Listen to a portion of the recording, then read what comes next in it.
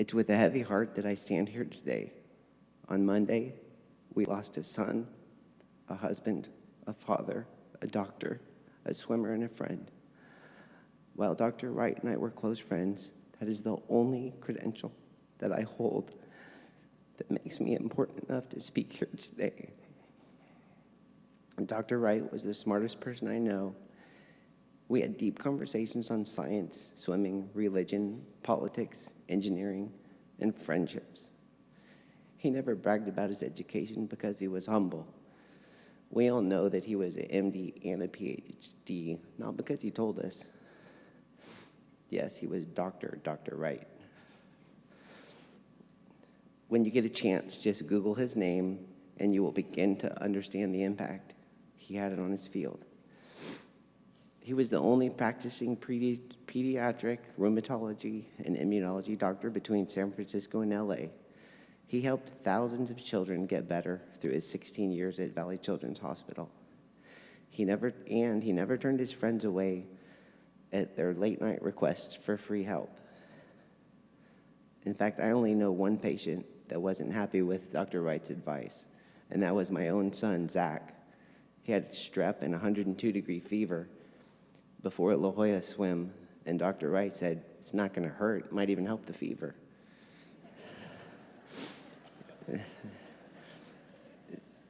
Zach will begrudgingly admit that he felt better after the swim. Dowain was one of the most influential people in Central California swimming. He was on 2 club boards and 2 U.S. swimming governing bodies, both local and national. He was the biggest fan not only of his wonderful boys, but of all swimmers. I was at a meet in Texas watching my daughter swim in college, and 2 minutes after the race, he texted me, "Great swim." Now, we all know that he not only loved following swimming, but he even found time to swim and compete himself. He loved open water swims. We would swim Millerton or Shaver together in the summer and just enjoy the quiet, calm, wide-open swimming. His favorite race was La Jolla. At 53 years old, less than a month prior to Open Heart, he swam that race in 25 minutes. This year, he was only a minute slower. He always gave 100%. Dowain and I had the kind of friendship where we were way past fake pleasantries. Most of our phone conversations were less than a minute. It'd be like this: "Kevin, let's swim Millerton today." And I'd say, "Okay, if you make me." But most of the most memorable phone call I ever received from Dowain went kind of like this. We were in different boats crossing Tahoe, miles from the edge of the lake, and my phone rings with an unknown caller. So I answer it, and Dowain says, "Kevin, our engine's out and we're taking on water."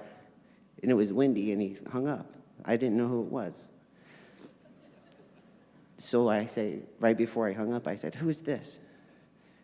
He called right back. He says, "Kevin, it's Dowain. Come get us." We never made it to the race. 2 weeks ago, we were watching a football game, and Dowain is playing with the Osborne dog. Not that Justin ever got a dog. Sorry, Justin. Not only was he playing with the dog, but it was wearing an Oregon shirt. So I started making fun of him, saying I was going to blackmail him and take his photo with that dog wearing the Oregon shirt. You might look fine. That was the last photo I ever took of him, and I'm so glad that it captured the playfulness that we all love. Dowain's pride in his sons was never boastful. He was humble. I would have to drag the details out of him after Cary and Justin swims. I remember him beaming when telling me that Cary and USC won the Pac-12s last year. When Justin won the 200 fly at a Grand Prix meet, I already knew that he won, and I asked him, "How did Justin do?" Dowain replied, "He got first place." And I asked if it was on video, and he said, "Yeah, we can watch it later." And I said, "Baloney, go get it now." He got a big smile and ran and got that iPad, and we watched it, shared in his joy. He absolutely loved just being with the boys. One of his favorite times with the boys was their backpacking trip to Yosemite. We talked about it often. He loved those boys like no other father can. Dowain was a great son to his parents. He worried about them always and looked after them. He moved them to Fresno so he could care for them and keep them safe. Just last weekend, he was changing their light bulbs at their house. He was so happy they were able to be close and a part of his life.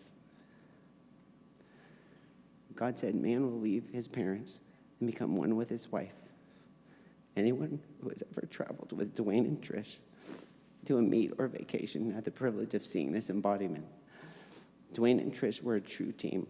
Raising two unbelievable boys is the biggest testament to their unity. He was so happy last year when he had extra vacation time and they were able to spend it in Vegas. He said it was like a second honeymoon. He really enjoyed that trip with Trish. It was great to see them like newlyweds having fun together alone. The Wrights and the Norgards go to Trinity Community Church together. Dowain was a horrible and loud singer, just like me. When Trish would make the mistake of standing between us, she would cringe. Dowain was a quiet witness as a Christian and let his life be his witness. He had a positive impact on so many people, as evidenced by, there's a couple people here. Dowain's favorite song was The Old Rugged Cross, and you all better sing it loud. He believed Jesus Christ suffered on that cross for the sins we all commit. He enjoyed listening to Paul Washer and even Chuck. Where'd you go? Pastor Chuck. I know that he's in heaven with the risen Jesus singing like an angel, not like me. Dr. Wright, Dowain.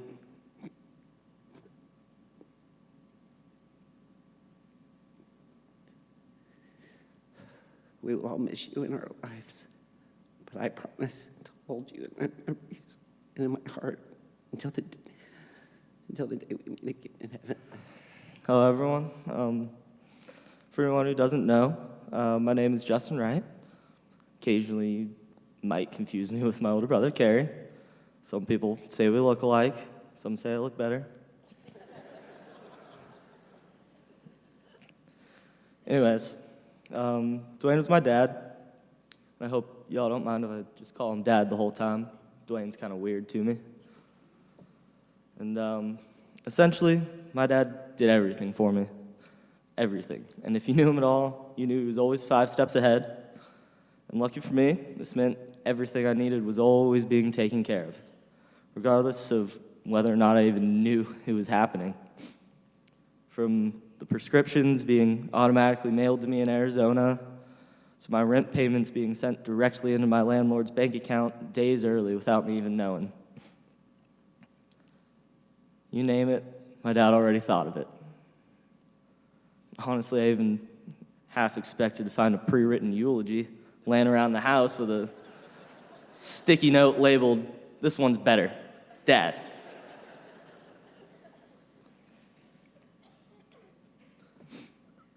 Another quality that made my dad such an incredible father and person was the fact that he was always there, even when he didn't have to be, even when he had plenty of excuses not to.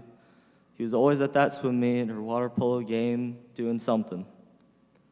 And this quality found its way in nearly every aspect of his life, whether it was working at the summer camps for the hospital, practically running entire swim meets, or letting any sick friends come by the house for immediate medical evaluations. Selfless volunteering meant everything to him.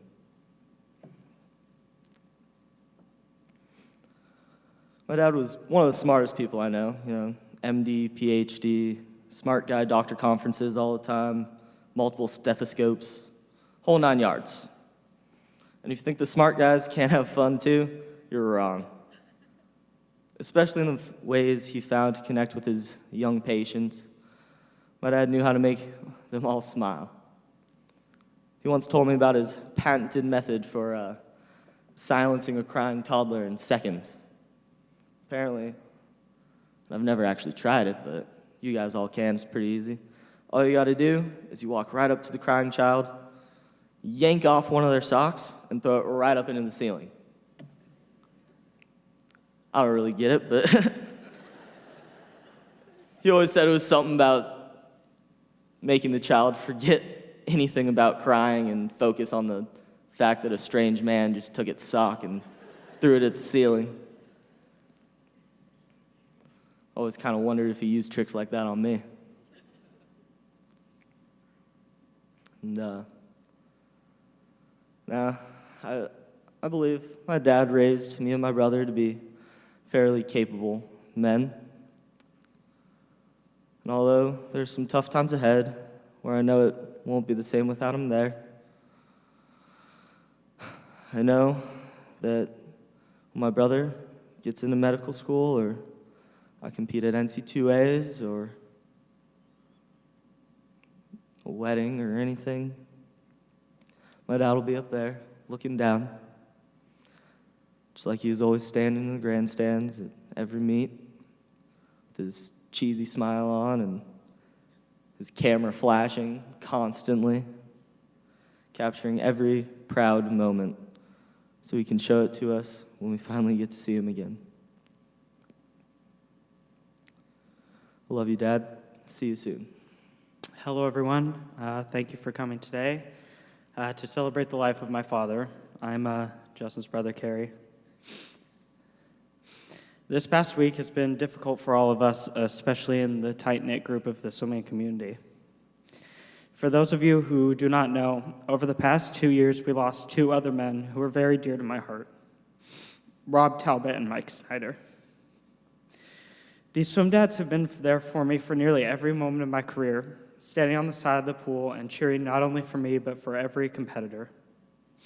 I never got the chance to tell them how much their presence truly impacted my life. And I've always wondered what I would say to them if I could talk to them now. And how could I tell their grieving families how much these men meant to me? When writing what I would say today, I came to a similar impasse.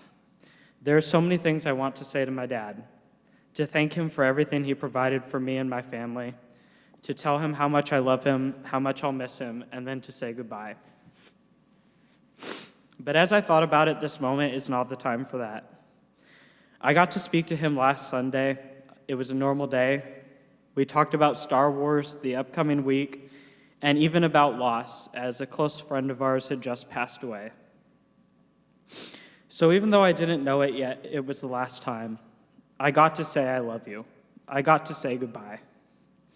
And in this moment, I thought about how this week showed me just how much he meant to so many people, just like Mr. Talbot and Mr. Snyder had meant to me.